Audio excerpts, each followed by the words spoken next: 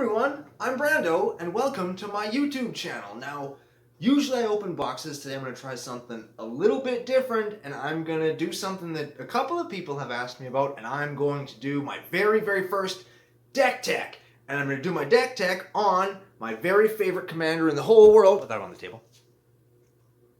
You see that? It's Norin the Wary! I'm going to do a really general overview. Not necessarily the deck as it is now and will be forever, but as a broad study in how one makes a super awesome, super fun mono-red chaos control list. So sit down, get a nice glass of iced tea, and we're gonna have some fun, I hope. Hello, and welcome back to my Norin the Wary Deck-Tec. I'll give you a chance to actually get a look at this guy. If you read the card, you're gonna see that he doesn't really do anything. He just comes into play and then he leaves. We're going to abuse that. We're going to talk about that in just a second, but really soak this in. The next pile of cards I'm going to show you, if you're not playing them, don't play Norin. Okay? This deck is a lot of fun, but don't use a card like this unless you really mean it. I'm going to show off the altar at the back. CC Orion on Twitter. New altars, auctions every Thursday on our Facebook page. But if you're going to build mono red anything, don't just build Norin because he's chaos, he's kooky, he's whatever. But here, check it out. I don't have a big budget for graphics, but here it is. And this is the truth. If you're going to play Norin the Wary, you need these cards. You need them. Here they are. Here's all of them, okay? Genesis Chamber. When Norin comes into play, you're going to make a dude. Yeah, it works for your opponents too, but Norin's going to come in at the end of every player's turn. That's 4 1/1s per round of the table. You will outvalue people, and you're going to see why those dudes can play you mad dividends in a moment. Tome of Legends. When Norin comes back in, gets a counter, you can remove counters on it to draw cards. We're playing mono red. We need stuff like this. Impact Tremors. Norin or Amir come into play. Our opponents are going to take some damage. Big Perf is the same card, but way better. It also has the feature where our Amir tokens can be turned into a face-kicking army. Confusion in the ranks will lose you friends. People hate this card, and they should hate this card because it's crazy, and decks that aren't built around it really do have a hard time winning through it. Luckily, our deck is built to deal with it, so we're not going to have the same kind of problem. Stuff comes into play, it gets swapped around the table, things just go nuts. Make sure you have some kind of unique sleeve on your cards so you can make sure you get all your stuff back. It's just the way. It's very important. So those are cards that you need to play in order to play Norin. Now, if you're not playing these again, play Krenko, play Torbrand, play any other mono-red commander, because Norin's just not the dude that you think he is. So we're going to take these away, and we're going to talk about this next graphic. Ooh! So you have the idea. This is the idea. It's like, oh, Eureka! I want to play Norin the Wary. But how am I going to get from playing Norin the Wary to all of my friends being dead? How am I going to do that? How am I going to do it? Am I going to play aggro? Am I going to play combo? Am I going to play control? In our case, yes, we're going to play a control deck. And what's the first step to any mono-red control deck? Taking people off their utility and their resources. One of the big resources in Commander is utility creatures, and cards like these kill all of them. For the most part, you just kill them, and you kill them again, and you kill them again, and again, and again. You play every red sweeper you can possibly find. Now this suite of cards scales very well to what we're trying to do. And what we're trying to do is keep people off their resources. If you're going to play in a higher end game, you're going to run into more utility creatures, more dorks. This kills them.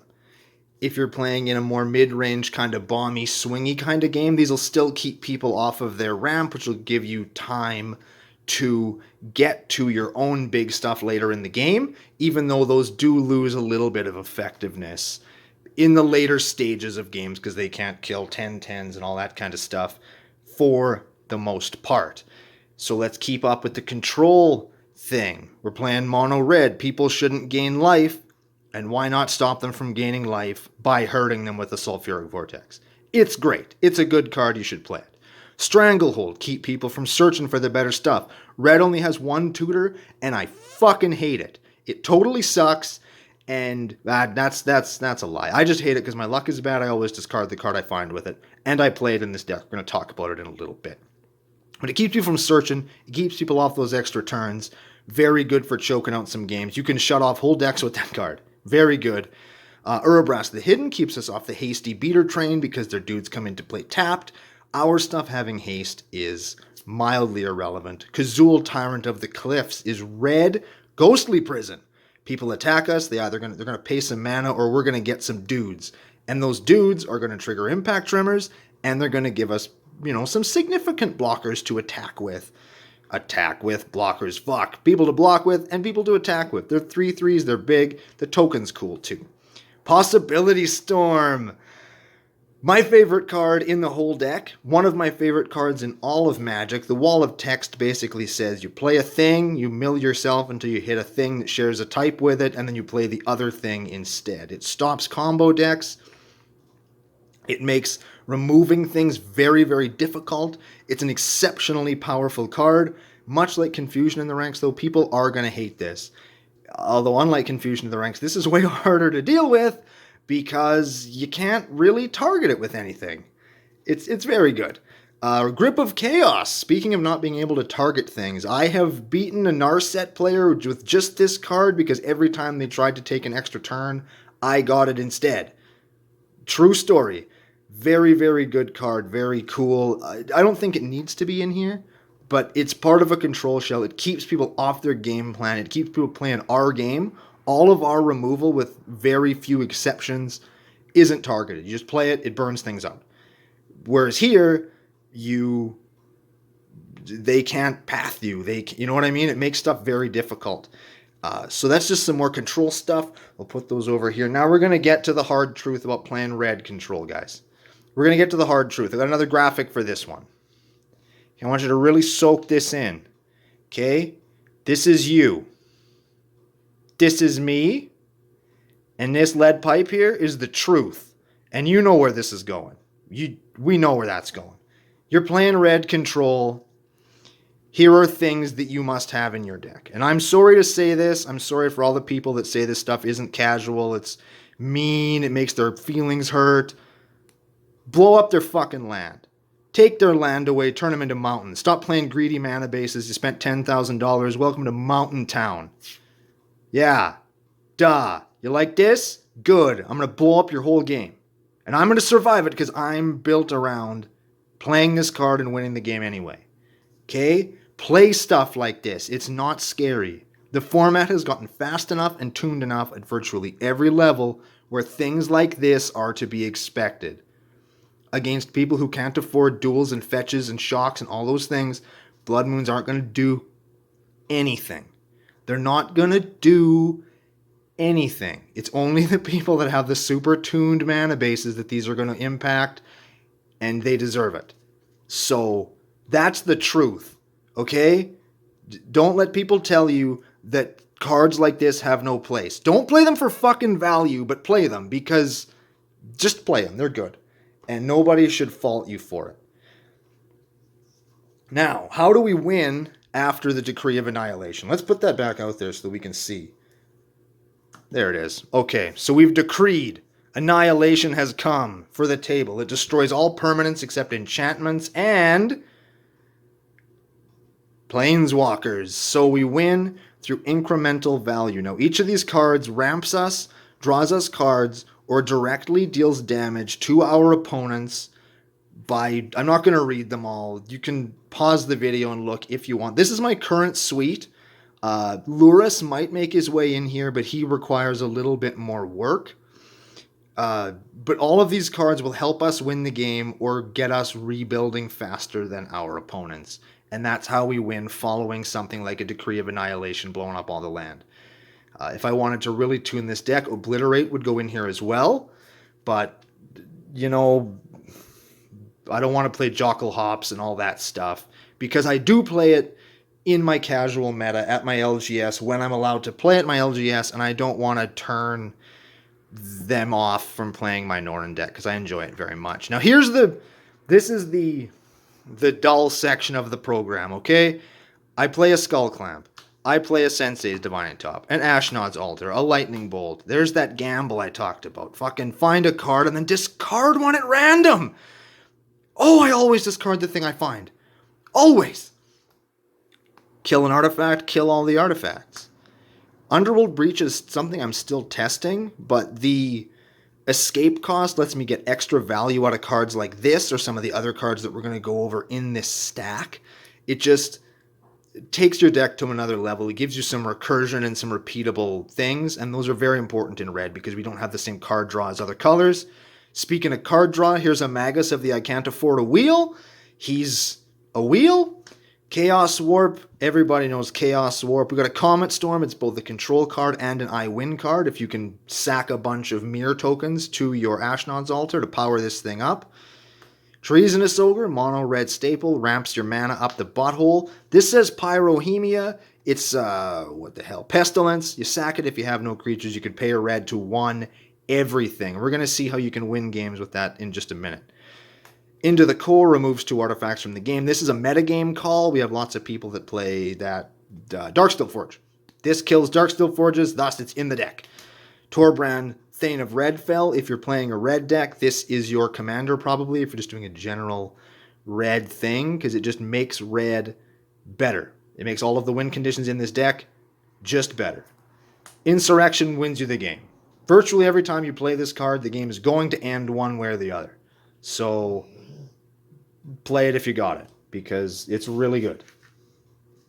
That's the... Sorry if I'm going through those too fast. I'm just assuming anybody watching this kind of knows what most of those cards do.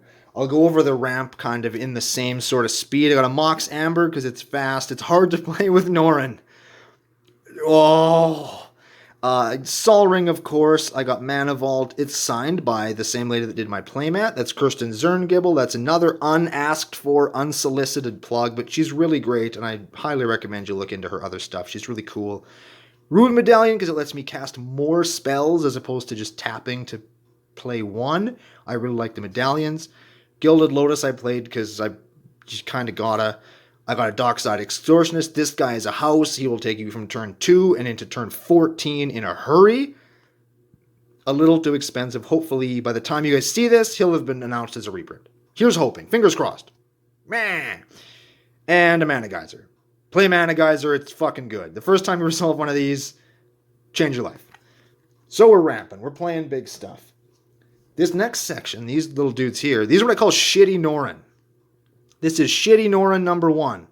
If you have Norin at the beginning of combat, it gives you a token. The token triggers all of your damage things and all that crap. So as long as you haven't attacked or played a thing on your first main phase, you're going to get a token. Shitty Norin number 1.